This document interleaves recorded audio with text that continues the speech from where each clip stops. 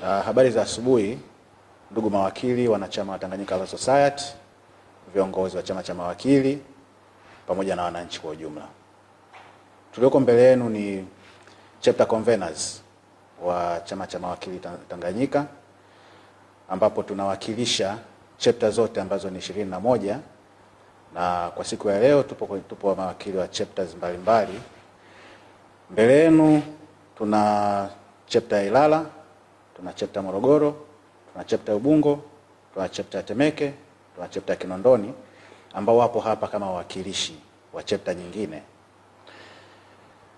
Nia na madhumuni ni kusoma tamko ambalo limeandaliwa kwa pamoja na umoja wa chapter conveners wa Tanganyika Law Society, na tutalisoma kama lilivyo kwa nia ya kwamba ujumbe utakwenda kama ulivyo. Tamko la pamoja la chapter conveners wa chama cha mawakili Tanganyika TLS kuhusu shauri la maadili namba 4 la mwaka 2026 dhidi ya wakili Boniface Anyisile Kajunjumele Mwabukusi. Sisi chapter conveners wa chama cha mawakili Tanganyika katika kikao chetu kilichofanyika tarehe 10 Juni mwaka 2026 tulipitia kwa makini taarifa ya baraza la uongozi la TLS ya tarehe 2 Juni mwaka 2026 pamoja na nyaraka zinazohusiana na shauri la maadili namba 4 la mwaka 2026 lilofunguliwa dhidi ya Boniface Mwabukusi. Baada ya kufanya uchambuzi na tathmini ya kina ya shauri hilo pamoja na masuala yote yaliyolihusu, na tukiongozwa na malengo, misingi na wajibu wa kisheria wa Tanganyika Law Society chini ya sheria ya chama cha mawakili Tanganyika sura ya 307 marejeo ya mwaka 2023, hususan wajibu wa kulinda na kutetea maslahi ya wanachama wake pamoja na kukuza upatikanaji wa haki nchini, tumefikia maoni na msimamo wa pamoja na hivyo kutoa tamko hili la pamoja kama ifuatavyo. Kupongeza baraza la uongozi. Tunapongeza baraza la uongozi la TLS kwa kutoa taarifa rasmi kwa wanachama tarehe 2 Juni na kwa kuchukua msimamo wa wazi wa kuendelea kumtetea wakili Boniface Mwabukusi katika shauri hilo. Hatua hiyo inaendana na wajibu wa kisheria wa chama cha mawakili kulinda hadhi na taaluma ya sheria, maslahi ya wanachama na misingi ya utawala bora. Uchambuzi wa awali wa shauri husika. Baada ya kupitia nyaraka za shauri la maadili namba 4 la mwaka 2026, tumebaini kuwa wakili Boniface Mwabukusi amefikishwa mbele ya kamati ya maadili kwa nafasi yake binafsi, ili hali malalamiko yaliyolalamikiwa yanahusu matendo na kauli zinazodaiwa kutolewa akiwa katika nafasi yake rasmi kama rais wa TLS. Kwa mtizamo wetu wa kisheria, kuna umuhimu wa kutofautisha kati ya matendo ya mtu binafsi na matendo yanayofanyika katika utekelezaji wa majukumu ya kisheria ya kitaasisi. Tofauti hiyo ni msingi muhimu wa uwajibikaji wa taasisi na viongozi wake. Kuhusu kauli ya rais wa TLS kwa Tundu Lissu si muhaini. Ni maoni yetu kuwa kauli ya rais wa TLS kuwa Mheshimiwa Tundu Lissu si muhaini inaendana kikamilifu na masharti ya ibara ya 13 ibara ndogo ya 6 fungu B ya Katiba ya Jamhuri ya Muungano wa Tanzania ya mwaka 1977 toleo la mwaka 2023 inayotambua haki ya kila mtu kuchukuliwa kuwa hana hatia hadi atakapothibitika kuwa na hatia kwa mujibu wa sheria mbele ya chombo chenye mamlaka.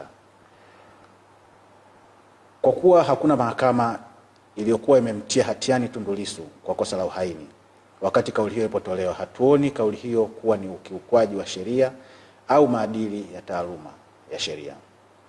Kuhusu wito wa kusikilizwa kwa haraka kwa shauri la Tundu Lissu, tunatambua kuwa kuitaka mahakama kusikiliza shauri kwa haraka, hasa kwa kuzingatia hali ya afya ya mshtakiwa na mazingira ya hati ya dharura, ni jambo linaloendana na misingi ya haki, Katiba ya Jamhuri ya Muungano wa Tanzania na kauli mbiu ya mahakama ya Tanzania, timely and accessible justice for all. Aidha, mojawapo ya malengo na wajibu wa TLS ni kukuza utawala wa sheria, upatikanaji wa haki na uendeshaji bora wa mfumo wa utoaji haki. Hivyo kutoa maoni kuhusu umuhimu wa kusikilizwa kwa haraka kwa shauri sio kuingilia uhuru wa mahakama. Kuhusu heshima kwa uhuru wa mahakama, Tumezipitia kauli zinazolalamikiwa katika shauri hilo na hatujaona sehemu yoyote ambayo rais wa TLS aliagiza, alishinikiza au aliitaka mahakama kutoa uamuzi wa namna fulani kuhusu hatia au kutokuwa na hatia kwa upande wowote. Kwa muda mrefu, wakili Boniface Mwabukusi amefahamika kama mtetezi wa utawala wa sheria, uhuru wa mahakama na haki za kikatiba. Kauli zake, kwa maoni yetu, zilikuwa zikisisitiza upatikanaji wa haki kwa wakati na sio kuelekeza matokeo ya shauri. Ushauri kwa wanachama kuhusu kufanya utafiti wa kisheria. Tunatambua kila mwanachama na kila raia ana haki ya kufungua shauri au malalamiko kwa mujibu wa sheria.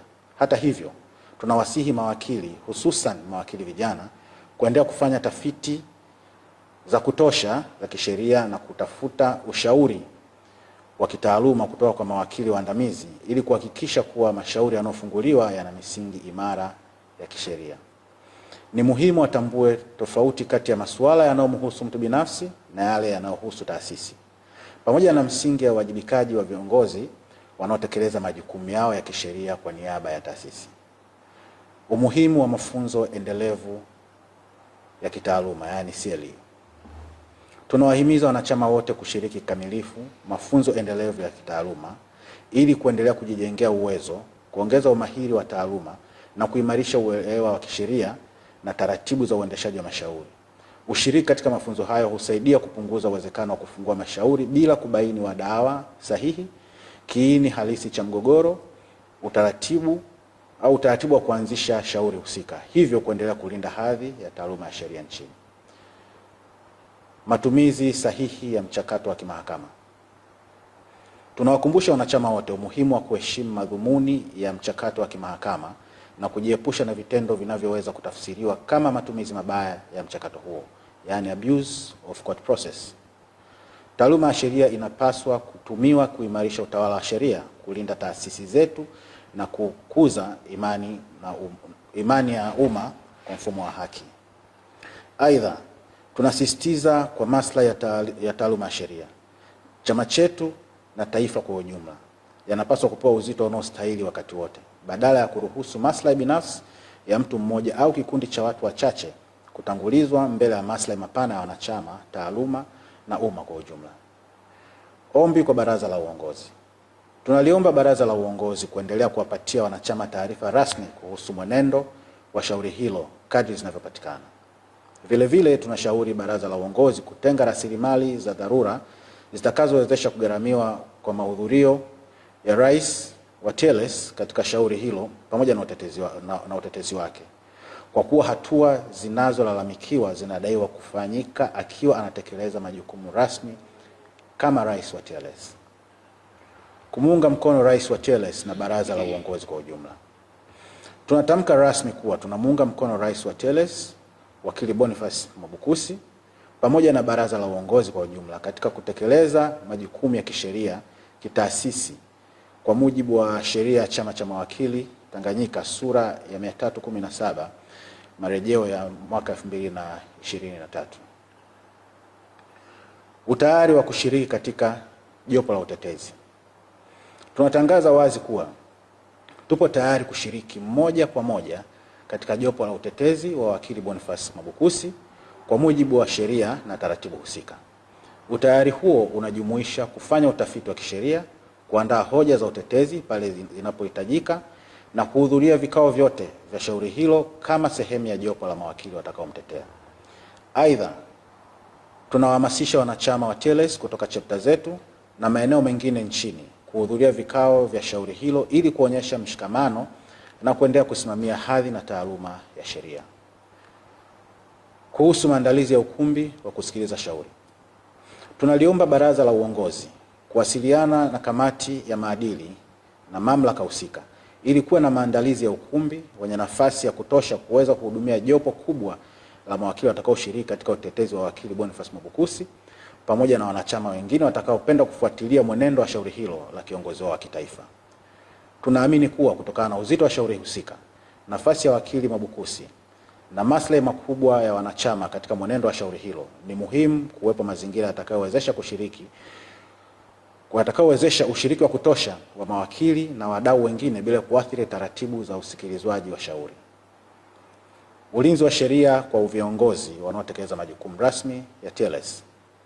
Tunashauri baraza la uongozi lione uwezekano wa kuchukua hatua stahiki za kisheria, ikiwemo kufungua shauri katika mahakama yenye mamlaka ili kupata mwongozo na ufafanuzi wa kisheria kuhusu uhalali wa kuendelea kwa shauri hilo dhidi ya wakili Mwabukusi kwa nafasi yake binafsi, ili hali matendo yanayolalamikiwa yanadaiwa kufanyika katika utekelezaji wa majukumu rasmi ya Rais wa Tanganyika Law Society. Kwa maoni yetu, suala hili linaibua maswali muhimu ya kisheria yanayogusa uhuru wa chama, utekelezaji wa majukumu ya viongozi na mipaka ya uwajibikaji wa viongozi wanapotekeleza majukumu halali ya taasisi.